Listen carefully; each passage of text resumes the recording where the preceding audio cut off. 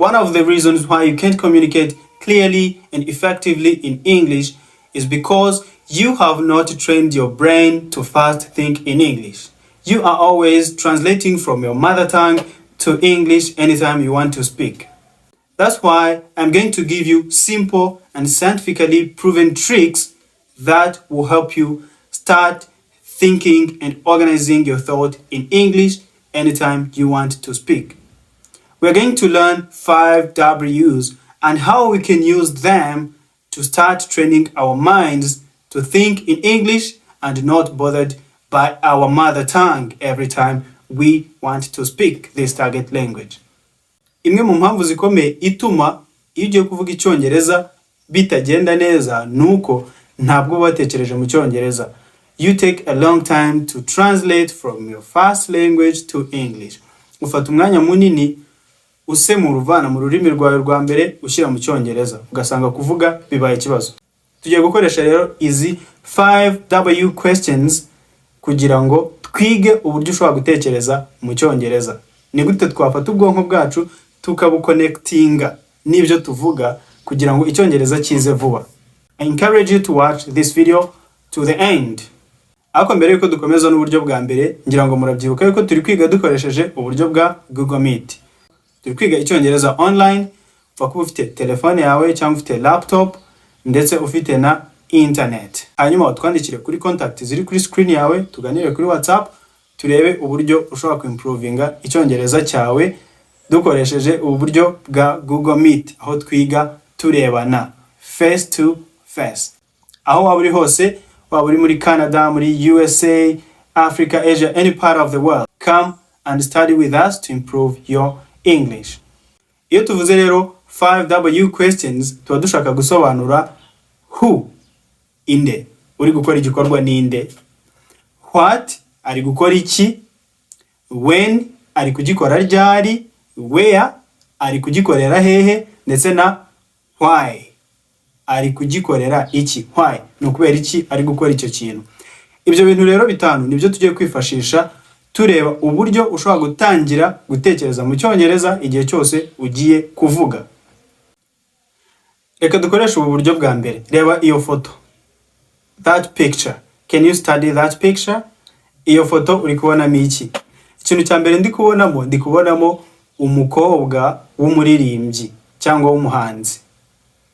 Uwo mukobwa tugiye kwibaza tuti ninde?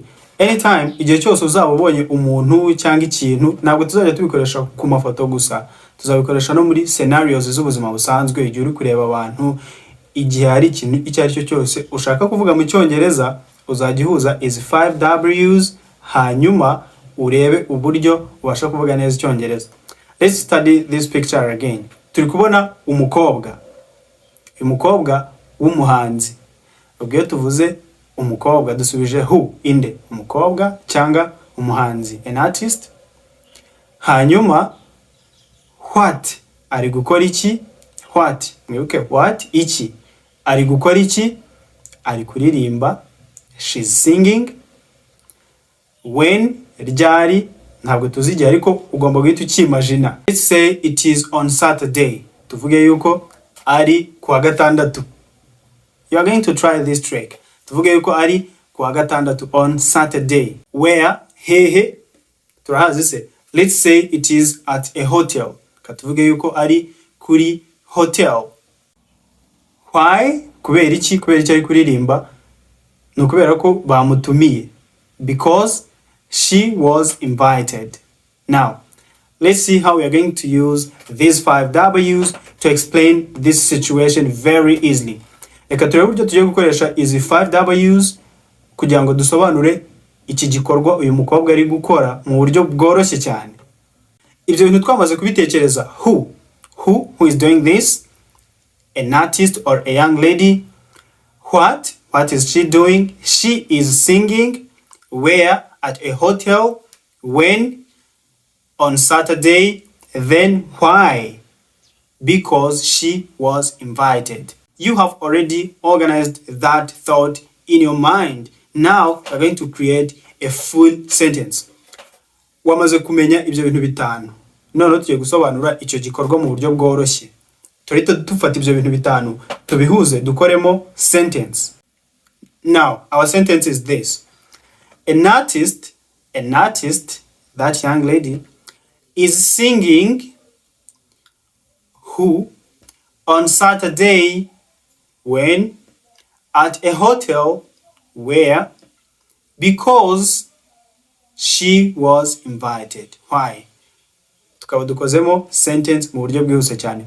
An artist is singing on Saturday at a hotel because she was invited.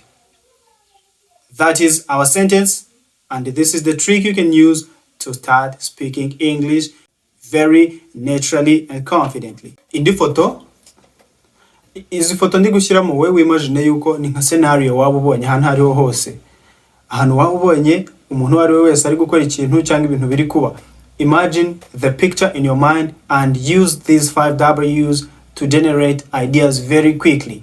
Reba iyo foto, muri kubonamo abana b'abanyeshuri bafite amakaye bari kureba nkaho bari kwiga. Let's imagine these students are studying for exam. Reka dutekereza ko abanyeshuri bari kwigira exam. Ikintu cya mbere turi bwibaze ni who, students, what are they doing? They are revising for the exam. When? Let's imagine it is last week. Reka tuvuge yuko ari mu cyumweru cyashize kugira ngo duhindure. Where? Hehe. At a school. Why? Kubera iki bari gukora ibyo? Kubera iki bari gusubiramo? Because they had an exam. Twavuze ko ari mu cyumweru cyashize. So, because they had an exam. Kubera yuko bari bafite exam. No, reka dukoremo sentence. Reka dukoremo sentence dukoresheje izo 5 W's. And please make sure those thoughts are organized in your head in English. Ugomba gukora ibishoboka byose ibyo bitekerezo ukabyorganizinga mu mutwe wawe ukoresheje Icyongereza and not Kinyarwanda, right? Now, let's jump to our sentence. Students who were revising, what were they doing? In the last week when, because they had an exam. Why? Because they had an exam at their school. Where? At their school. Hehe, ku ishuri ryabo. Ukabukoze sentence ukoresheje those 5 W's. Now, the last picture. Indi foto, muri kuyibona. Iyo picture nayo twamaze kuyiga. Reka tuvuge ko uyu muntu yitwa Tracy. Tuvuge yuko ari kuvugana na brother we kuri telefone. Hanyuma arimo aragenda mu muhanda. Niki se ari kubwira brother we? Ari kumubwira yuko amaze gutsinda ikizamini cy'akazi. Muri kubyumva? Who? Tracy. What? Talking on a phone. When? Now. Where? In the street. Why? Because she has passed a job interview. Now, tugiye gukora sentence. Let's say Tracy, who is talking to her brother, what is she doing? Now, when, as she works in the street, where? In the street, to let her brother know that she has passed a job interview. Why? Why is she talking on the phone? These are the tricks you can use to train your mind into thinking in English. Try this every time you speak and you will see the results. Ikintu ugomba gukora nuko ugomba kumenye yuko ntabwo buri 5W ugomba kwitekerezamo ijambo rimwe. Igihe utekereje kuri 5W niba ari who, tekereza ibintu byagutse. What? Tekereza ibintu byagutse. What is the person doing or what are the people doing? Why? Expand your vocabularies and the way you explain things. Tekereza byagutse, utekereza ibintu byinshi mu mutwe wawe kuri buri 5W. Niba ari where, ni mu muhanda wenda arimo aragenda, cyangwa afite ibyo ari gukora mu muhanda, cyangwa umuhanda umeze gute. Nubwo buryo rero uzajya utekereza mu Cyongereza, hanyuma wamara gutekereza mu Cyongereza bikaguha n'uburyo bwo guhita uvuga immediately mu Cyongereza. Wowe ugomba kumakinga sure yuko ibintu byose uri gukora uri kubikora mu Cyongereza. Let me know in the comment section if you have enjoyed this lesson. I hope you are going to meet in the next one. Make sure you have subscribed. Allow me to call it a day.